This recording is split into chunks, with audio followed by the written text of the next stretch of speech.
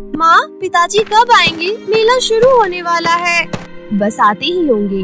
आज तो बड़ा मजा आएगा मेले में। मैं ढेर सारी चाट पकौड़ी खाऊंगी। मैं तो अपने लिए रंग बिरंगी चूड़ियाँ खरीदूंगी। रूपा माला दोनों बहुत खुश थीं। इतने में उन दोनों के पिता किशोर काम पर से लौटे। पिताजी, आप आ गए? हम आपका ही इंतजार कर रहे थे। तो फिर चलो बेटा, मेला बस शुरू ही होने वाला है। अरे सुनिए जी, पहले थोड़ा तो आराम कर लीजिए। अभी तो थके हारे काम पर से आए हैं। नहीं भाग्यवान, मेरी थकान तो मेरी प्यारी बेटियों को देखकर दूर हो जाती है। फिर किशोर अपनी दोनों बेटियों को मेला घुमाने ले गया। मेले में रूपा और माला ने खूब मौज मस्ती की। इसी तरह हंसी खुशी उनके दिन बीत रहे थे। लेकिन उनकी ये खुशी ज्यादा दिन तक नहीं रही और एक दिन सड़क दुर्घटना में किशोर की मृत्यु हो गई। पति किशोर की मृत्यु से सरिता पूरी तरह टूट गई। उसे अपनी बेटियों की भविष्य की चिंता होने लगी, क्योंकि रूपा और माला अभी बहुत छोटी थीं। फिर सरिता के माता पिता ने उसे दूसरी शादी करने का जोर डाला। काफी सोच विचार करने के बाद सरिता दूसरी शादी करने के लिए तैयार हो गई। शादी के कुछ दिन तक तो सब कुछ ठीक चला, लेकिन धीरे धीरे सरिता का दूसरा पति मदन लाल ने अपना असली रंग दिखाना शुरू कर दिया। वो दिन भर दोस्तों के साथ मौज मस्ती करता और शराब पीता। कमाई के नाम पर वो चवन्नी भी नहीं कमाता था। वो बस रात को शराब पीकर घर लौटता और सरिता से मार पीट करता। यहाँ तक कि वो सरिता से शराब पीने के लिए पैसे तक मांगता था, और जब वो पैसे देने से इनकार कर देती तो वो उसकी खूब पिटाई करता था। वहीं बेचारी सरिता अपनी दोनों बेटियों का पेट भरने के लिए सिलाई का काम करती थी। हर रोज मदन लाल की प्रताड़ना और अपनी सेहत पर ना ध्यान देने की वजह से सरिता बीमार रहने लगी। और फिर एक दिन सरिता हमेशा के लिए कभी ना उठने वाली नींद में सो गई। बेचारी रूपा और माला अब बिल्कुल अकेली हो गई थी। माँ, आप ही हमें छोड़कर चली गई। माँ, आप कहाँ चली गई? हमें भी अपने पास बुला लो ना, हमें यहाँ नहीं रहना। दोनों बेटियाँ अपनी माँ को याद कर रो रही थी। तभी वहाँ मदन लाल आया और बोला, बहुत मना लिया तुम दोनों ने अपनी माँ का शौक। चल जाकर मेरे लिए पैसा कमा कर ला। पिताजी, हम पैसे कहाँ से कमा कर लाएंगी? अभी तो हम बहुत छोटी हैं। अपने आप को ज्यादा चालाक मत बन, समझी? मैं तेरा असली बाप नहीं, सौतेला बाप हूँ। वैसे भी मैंने तेरी माँ से इसीलिए शादी की थी कि वो मुझे कमा कर खिला सके। अब तो वो मर गई और तुम दोनों का बोझ मुझ पर डाल गई। मैं तुम दोनों को कमा कर थोड़ी ना खिलाऊंगा। पिताजी, आप ये क्या कह रहे हो? हमें कुछ समझ नहीं आ रहा। कितनी भोली बनती हो। मेरी बात कान खोल कर तुम दोनों सुन लो। अगर इस घर में रहना है तो पैसा कमा कर लाना होगा, नहीं तो मैं तुम दोनों को घर में घुसने तक नहीं दूंगा, समझी? नहीं नहीं, आप हमारे साथ ऐसा मत करना। तो फिर जाओ, यहाँ खड़ी खड़ी मेरा समय बर्बाद मत करो और शाम तक मुझे ढेर सारे पैसे चाहिए, वरना। इतना कहकर मदन लाल आराम से बैठकर टीवी देखने लगा। वहीं दूसरी और रूपा और माला काम की तलाश में यहाँ वहाँ भटकने लगी, लेकिन उन दोनों को कहीं काम नहीं मिला। दोनों बहनें बहुत निराश हो गयीं। दीदी, लगता है हम दोनों को कहीं काम नहीं मिलेगा। तुम सही कह रही हो, काम की तलाश में सुबह से शाम हो गई और अभी तक हमने 1 रुपया भी नहीं कमाया। दीदी, मुझे बहुत भूख लग रही है, चलो अब घर चलते हैं। लेकिन रूपा, हम घर में खाली हाथ कैसे जाएंगे? क्यों दीदी, आप ऐसा क्यों बोल रही हो? लगता है तुम भूल गई। सुबह पिताजी ने क्या कहा था कि बिना पैसे लिए घर गए तो वो हमें घर में घुसने नहीं देंगे। ओहो, चलो ना दीदी, तुम्हें तो पता है पिताजी कितना शराब पीते हैं। वो शराब पीकर अब तक सो गए होंगे। हम चुपचाप जाकर अपने कमरे में चले जाएंगे और उन्हें पता भी नहीं चलेगा। उसके बाद माला और रूपा घर वापस लौट आईं और दबे पांव अपने कमरे में जाने लगी। तभी पीछे से मदन लाल उन दोनों को आवाज लगाते हुए बोला, आ गई तुम दोनों, मैं तुम्हारा कब से इंतजार कर रहा था। लाओ जल्दी से पैसे निकालो। अपने सौतेले पिता मदन लाल की आवाज सुन माला और रूपा सहम गई। ये देख मदन लाल गुस्से से बोला, क्या हुआ? तुम दोनों कुछ बोलती क्यों नहीं? जल्दी निकालो पैसे, मुझे देरी हो रही है। मेरे दोस्त मेरा इंतजार कर रहे होंगे। पिताजी, आज हमें कहीं कोई काम नहीं मिला। मैं समझ गया, तुम दोनों ऐसे नहीं मानोगी। तुम्हारी माँ की तरह तुम दोनों की भी बैट से डंडे से पिटाई करनी पड़ेगी। ऐसा कहकर मदन लाल ने कोने में रखा हुआ डंडा उठाया और रूपा और माला की पिटाई करने लगा। उसके बाद मदन लाल गुस्से में घर से बाहर चला गया। वहीं बेचारी रूपा और माला रोते हुए माँ को याद कर भूखे ही अपने कमरे में सो गयीं। लेकिन दोनों बेचारी कब तक मार खाती, इसीलिए दोनों बहनों ने जल्द ही एक सेठानी के यहाँ साफ सफाई का काम ढूंढ लिया। वो जो भी कमाती अपने सौतेले पिता मदन लाल को लाकर दे दिया करती। ऐसे करते हुए काफी समय बीत गया। फिर एक दिन रूपा और माला काम पर से पैसे लेकर घर लौट रही थी। तभी रास्ते में उन्हें एक चाट का ठेला दिखाई दिया। तभी माला बोली, आज मेरा टिक्की खाने का बड़ा मन कर रहा है। दीदी, मेरा भी मन कर रहा है। वैसे भी कितने दिन हो गए हैं चाट पकौड़ी खाए हुए, चलो आज खा लेते हैं। रूपा और माला से रहा नहीं गया। फिर दोनों ने बड़े चाव से टिक्की और गोलगप्पे खाए। उसके बाद दोनों घर आ गईं। घर आते ही मदन लाल उन दोनों से बोला, आ गई तुम दोनों, चलो जल्दी से सारे के सारे पैसे मुझे दे दो। आज तो तुम दोनों को काम पर से पैसे मिले होंगे ना? हाँ पिताजी, ये लीजिए। ये कहते हुए रूपा ने मदन लाल को सारे पैसे हाथों में थमा दिए। मदन लाल खुश होते हुए पैसे गिनने लगा। फिर वो गुस्से से बोला, अरे ये क्या, इसमें से तो 50 रुपए कम है। पिताजी, आज हमारा चाट खाने का बड़ा मन कर रहा था, इसलिए 50 रुपए की हमने चाट पकौड़ी खा ली। ये सुनते ही मदन लाल गुस्से से चिल्लाते हुए बोला, तुम दोनों ने बिना मुझसे पूछे फिजूल खर्ची करने की हिम्मत कैसे की?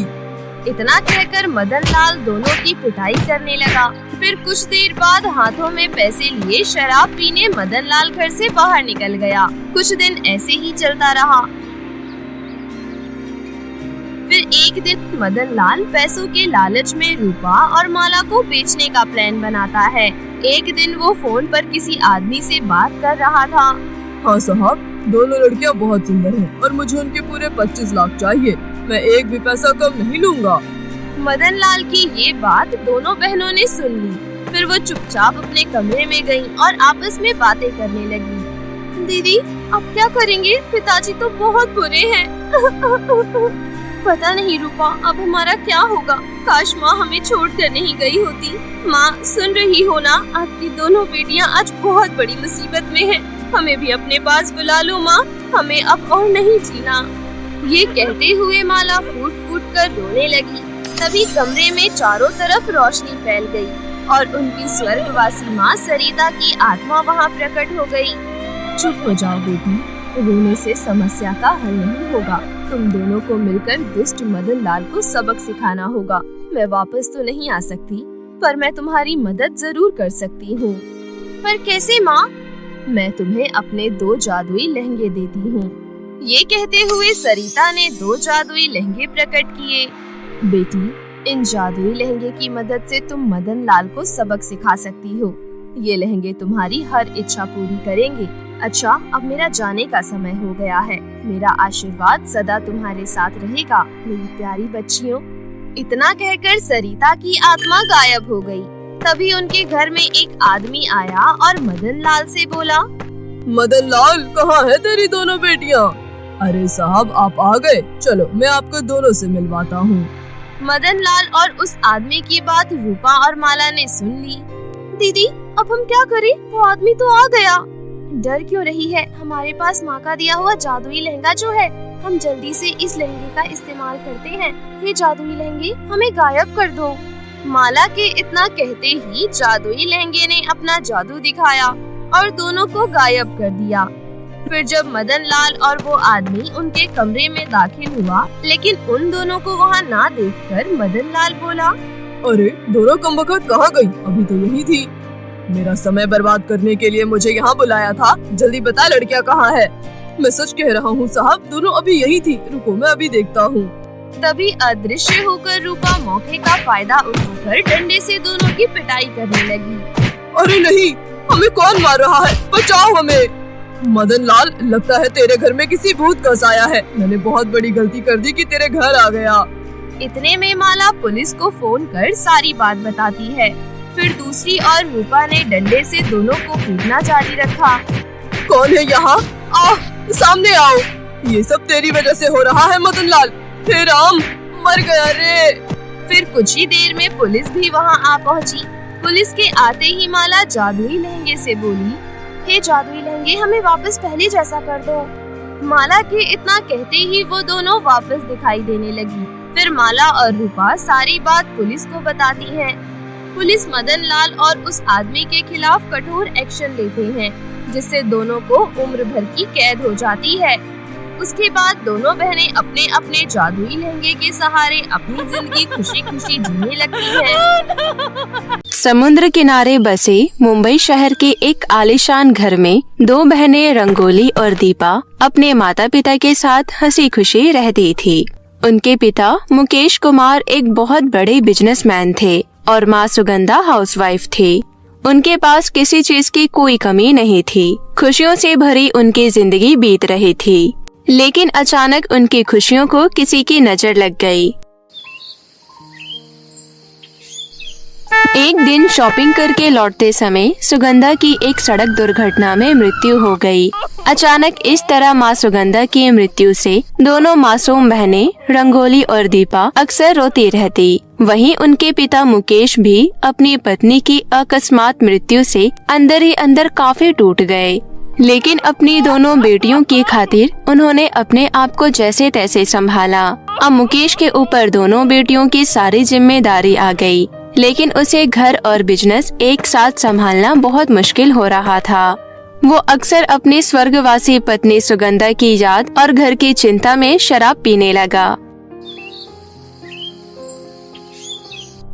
एक दिन की बात है, मुकेश की मौसी कल्याणी उससे मिलने आई और बोली, बेटा, होने को कौन टाल सकता है, जो होना था सो हो गया। तुम अब अपनी आगे की जिंदगी के बारे में सोचो। तुम्हारी दो बेटियां भी तो है, उन्हें भी तो कोई चाहिए जो उनकी देखभाल कर सके। मेरी मानो, तुम दूसरी शादी कर लो, इससे तुम्हारी बेटियों की परवरिश अच्छे से हो जाएगी और तुम अपना बिजनेस अच्छे से संभाल पाओगे। मौसी के बार बार समझाने पर मुकेश दूसरी शादी के लिए तैयार हो गया और अंगूरी नाम की औरत से दूसरी शादी कर ली। अंगूरी बहुत चालाक और लालची औरत थी। उसने सिर्फ प्रॉपर्टी के लालच में मुकेश से शादी की थी। उसे ना तो मुकेश से कोई लगाव था, न ही उसकी दोनों बेटियों से। वो बस उनके संग प्यार का ढोंग किया करती थी। ऐसे ही एक महीना बीत गया और फिर एक दिन, अच्छा अंगूरी, मैं 2-4 दिनों के लिए बिजनेस के सिलसिले में बाहर जा रहा हूँ। तुम रंगोली और दीपा बिटिया का ध्यान रखना। आप कितना काम करते हैं, इतनी मेहनत करने की क्या जरूरत है आपको? सब कुछ तो है हमारे पास, किसी चीज की तो कोई कमी नहीं है। अरे मैं अपने दोनों बेटियों के लिए इतनी मेहनत करता हूँ, आखिरकार मुझे अभी उनके लिए बहुत कुछ करना है। अच्छा, अब मैं चलता हूँ, नहीं तो मेरी ट्रेन मिस हो जाएगी। इतना कहकर मुकेश अपना बैग लेकर वहाँ से चला गया। ये देख अंगूरी मन ही मन बोली, जब देखो अपनी बेटियों की माला जपता रहता है, इसके सिवा इसे कुछ दिखाई नहीं देता। जितनी मेहनत करनी है कर ले, आगे वक्त ही बताएगा कि तेरी दोनों बेटियों की किस्मत में क्या लिखा है, तेरी दौलत या फिर दर दर के ठोकरे। मैं तेरी दोनों बेटियों का क्या हाल करती हूँ। ये कहते हुए अंगूरी हंसने लगी। तभी रंगोली और दीपा उनके पास आई और बोली, माँ, हमें बहुत जोरों से भूख लग रही है, आप हमें कुछ खाने को दे दो ना। मैं तुम्हारे बाप की नौकर हूँ क्या, जो तुझे खाना निकाल कर दूँ? तुम दोनों की वजह से मेरी पूरी जिंदगी बर्बाद हो गई है। अब देखो मैं तुम दोनों के साथ क्या करती हूँ। माँ, आपको ये क्या हो गया है? आप ऐसा क्यों बोल रही हो? हमसे कोई गलती हुई है क्या? गलती तुमसे नहीं, मुझसे हुई है। मेरा तो दिमाग खराब हो गया था, जो तुम्हारे बाप से मैंने शादी कर ली। तुम सबने मिलकर मुझे इस घर की नौकरानी बनाकर रख दिया है, लेकिन अब बस बहुत हुआ। अब से घर का सारा काम तुम दोनों करोगी, समझी? जाओ तुम दोनों, यहाँ खड़ी क्यों हो? मुझे 1 घंटे के अंदर पूरे घर की सफाई चाहिए, और हाँ, मेरे लिए गर्मा गर्म 1 कप चाय भी बना कर लाओ। बेचारी रंगोली और दीपा अपनी सौतेली माँ का ये रूप देखकर बहुत ज्यादा डर गई। दोनों डरी सहमी घर का काम करने लगी। दीदी, माँ को क्या हो गया है? वो हमारे साथ ऐसा व्यवहार क्यों कर रही है? मुझे भी नहीं पता दीपा, लेकिन हमें पिताजी के आने तक माँ की सारी बात माननी होगी। उसके बाद रंगोली अपनी सौतेली माँ के लिए चाय बनाकर ले गई और बोली, माँ, ये लीजिए आपकी चाय। अंगूरी चाय पीते हुए गुस्से से बोली, छी, कितनी गंदी चाय बनाई है। करमजली, ये चाय तो कड़वी है। दूर हो जा मेरी नजरों से। सत्यानाश हो तेरा, मेरे मुंह का सारा स्वाद ही बिगाड़ दिया। काम की ना काज की, दुश्मन अनाज की। अब मेरा मुंह क्या देख रही है? जाकर झूठे बर्तन साफ कर। इस तरह अंगूरी दोनों बहनों पर दिन रात अत्याचार करने लगी। ऐसे ही 4 दिन बीत गए।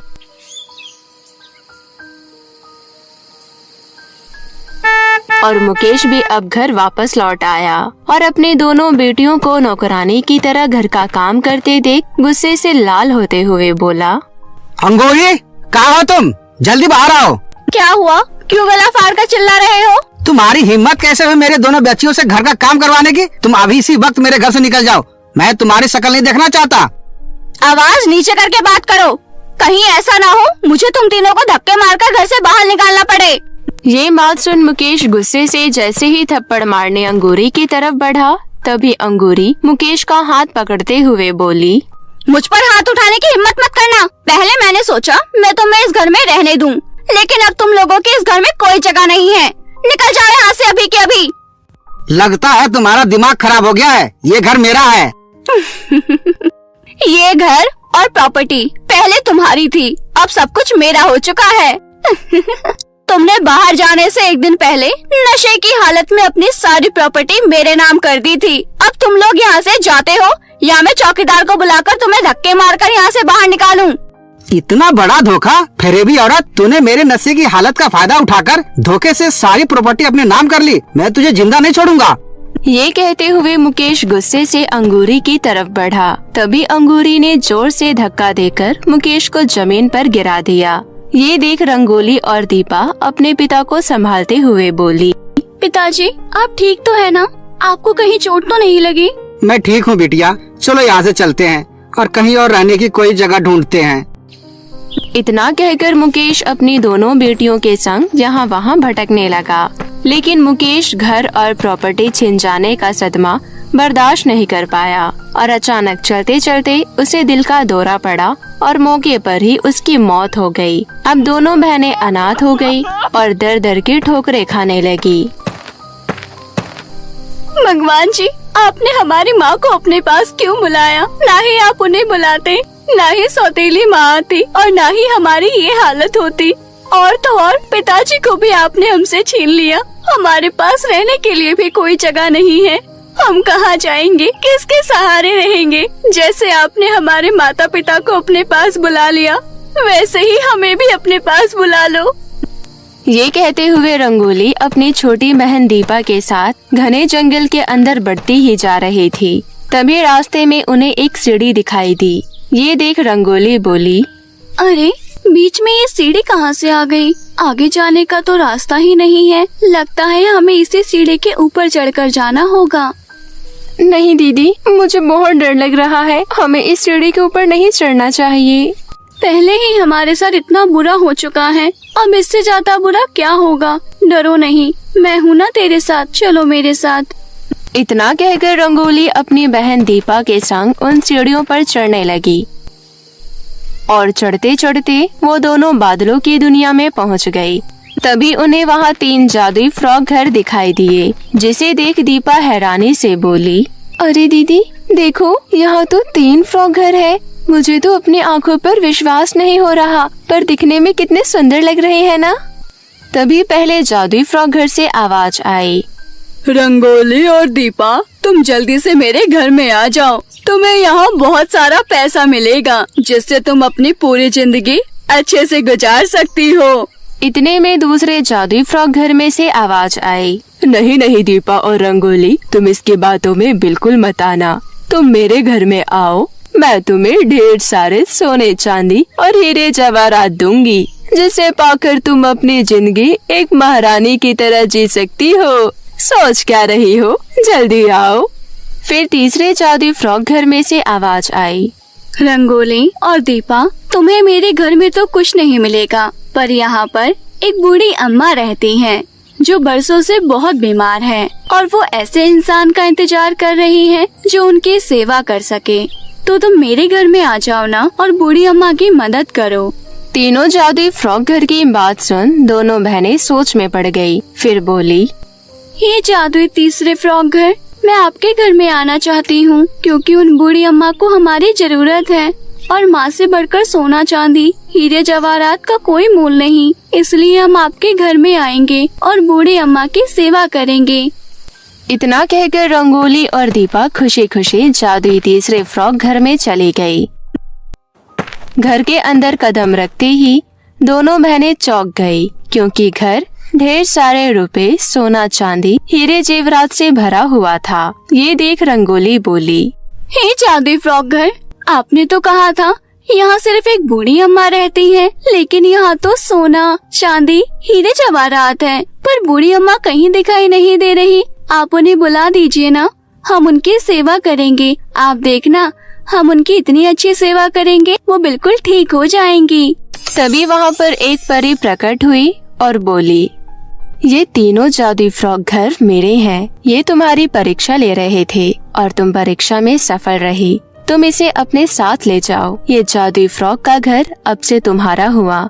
जादुई फ्रॉक घर तुम्हें कभी भी किसी चीज की कमी महसूस नहीं होने देगा और तुम्हारी सारी परेशानी हमेशा के लिए दूर हो जाएगी। रंगोली और दीपा परी का धन्यवाद कर खुशी खुशी जादुई फ्रॉक घर को लेकर वापस पृथ्वीलोक लौट आई। अब उनके पास किसी चीज की कोई कमी नहीं थी। वो दोनों जादुई फ्रॉक घर में हंसी खुशी रहने लगी।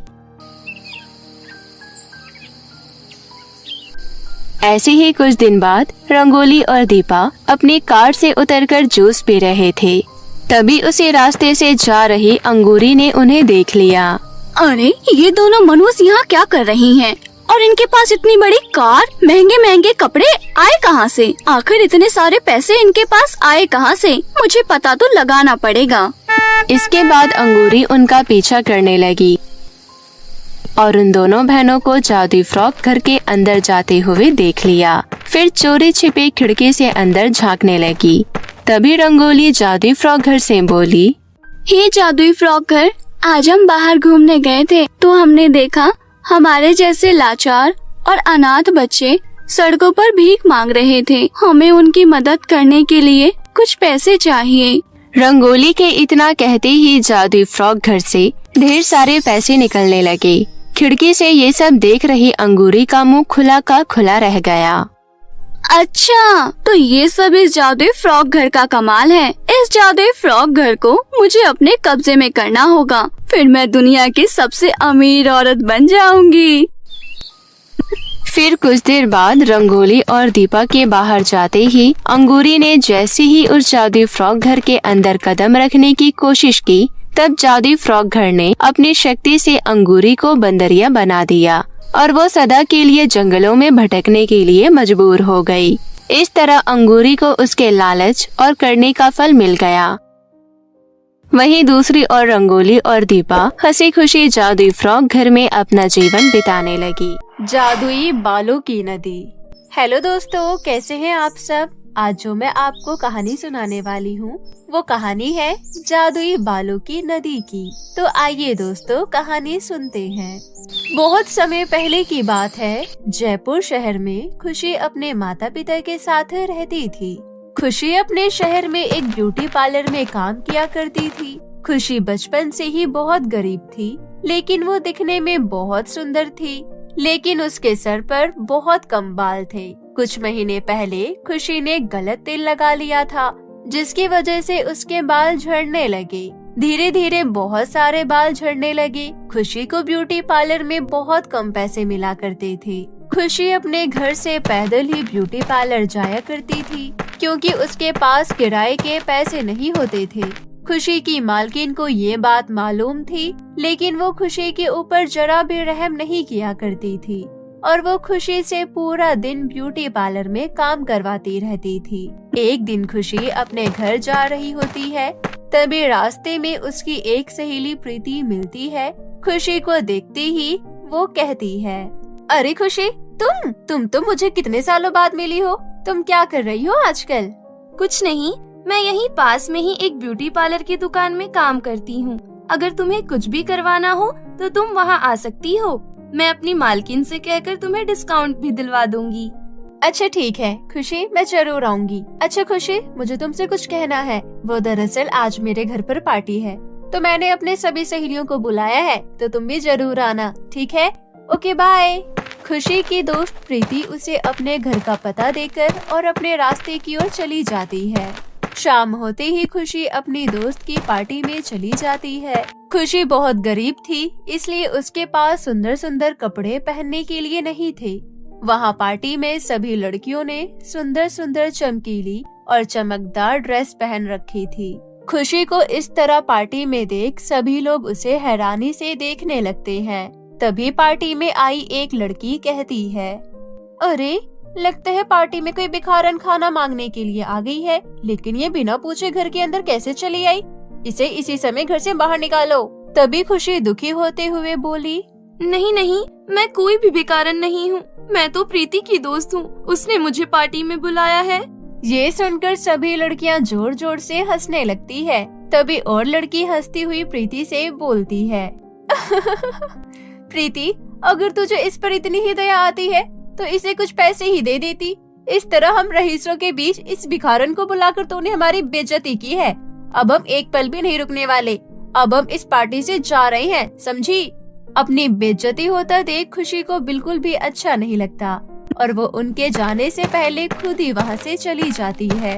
इसी तरह कुछ दिन बीत जाते हैं। एक दिन खुशी अपनी मालकिन से कहती है, मालकिन, मेरे बाल बहुत ज्यादा झड़ रहे हैं। पार्लर में कस्टमर भी मुझे देखकर हैरान रह जाते हैं और वो यहाँ आना पसंद नहीं करते। क्या आप अपने किसी तेल से मेरे बालों को ठीक कर सकती हो?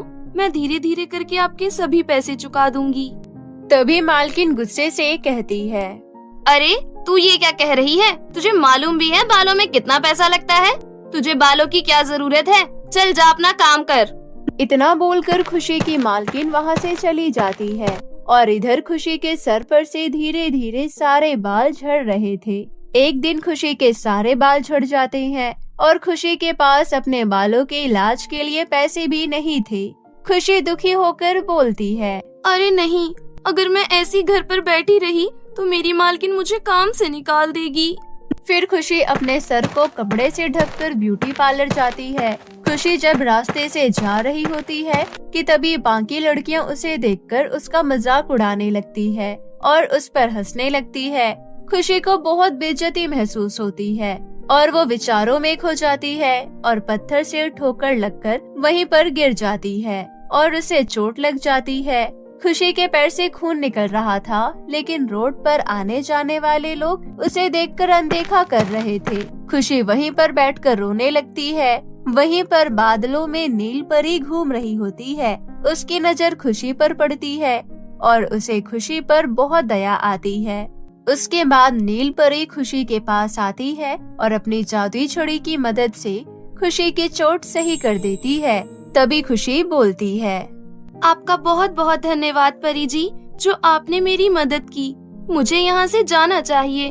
अगर मैं समय पर काम पर नहीं पहुँची तो मुझे मेरी मालकिन काम से निकाल देगी।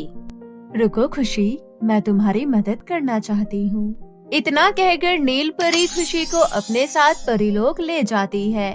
परीलोक में एक जादुई नदी थी जिसमें सुंदर सुंदर लंबे और चमकदार जादुई बाल बहते थे। इसके बाद नील परी बोलती है, इस नदी के बाल किसी के भी सर पर आराम से सेट हो जाते हैं और वो एकदम असली हो जाते हैं। तुम इस नदी से बाल ले सकती हो और इसे अपने सर पर लगा सकती हो।